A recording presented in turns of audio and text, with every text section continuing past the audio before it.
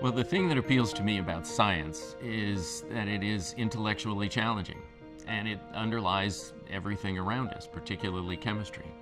The solid grounding in science that RIT provided me is absolutely essential to what I do every day as a patent attorney. In order to assist people protecting their inventions, you have to understand what they're talking about. And by having that solid grounding, we can speak the same language and we can understand what are the problems that inventors are trying to solve.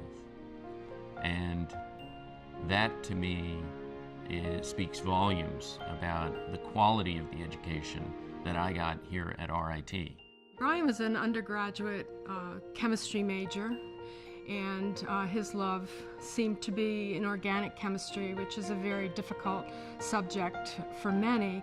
So when you had a student who could handle the lecture material and the laboratory work with ease, it seemed to be a good plan for him to continue on to get his master's. My graduate studies at RIT were really, truly life-changing, because we were taking the things that we learned as undergraduates and we were really designing our own research and our own projects, that we applied that information, that learning, that knowledge into a real-world outcome. Kay Turner was very, very engaged in this process. She was very committed to doing something with chemistry that would have a real-world difference and would make a difference in people's lives and perhaps even save lives. And so that, to me, was a calling. I think Brian's leadership qualities really came through then.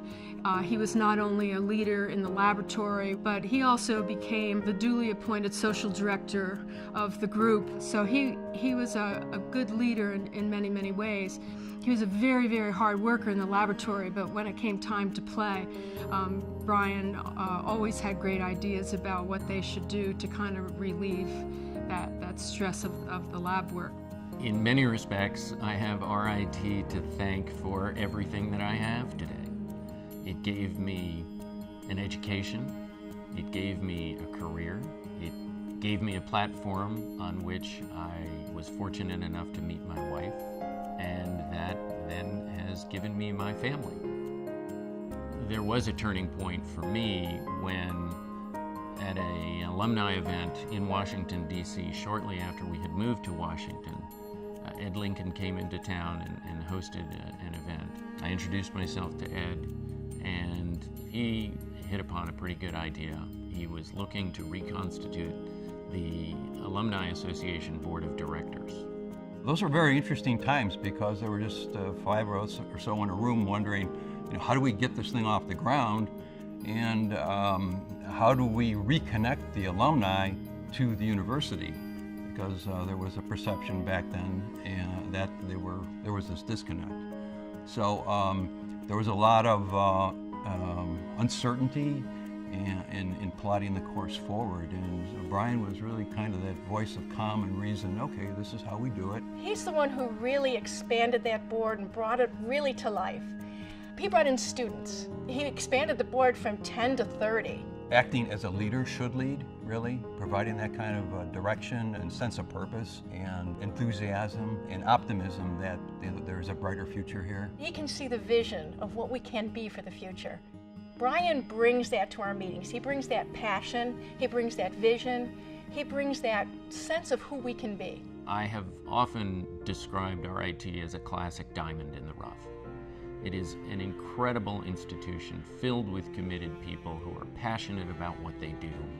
And whether it's for good or for bad, they really don't seem to care that much about what the outside world thinks about that. And so consequently, I think that because RIT is such a gem, and because there is such great innovative work going on here, that we in fact have a duty and an obligation to the outside world to do that and to let them know what's going on here and what fantastic opportunities there are here.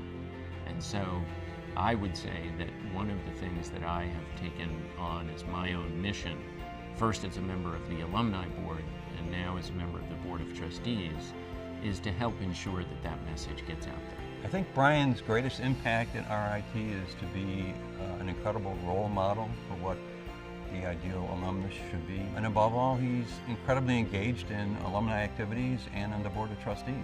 I mean, he's the archetypical alumnus that every university would love to have. Well, we call it giving back, but I'm not so sure that that's an accurate phrase, because I honestly do believe that I've gained more out of my experience engaging with RIT following graduation than I ever could have imagined. It's just tremendously rewarding, and I've learned from it, I've gained from it, and I've formed great and wonderful, lasting friendships as a result.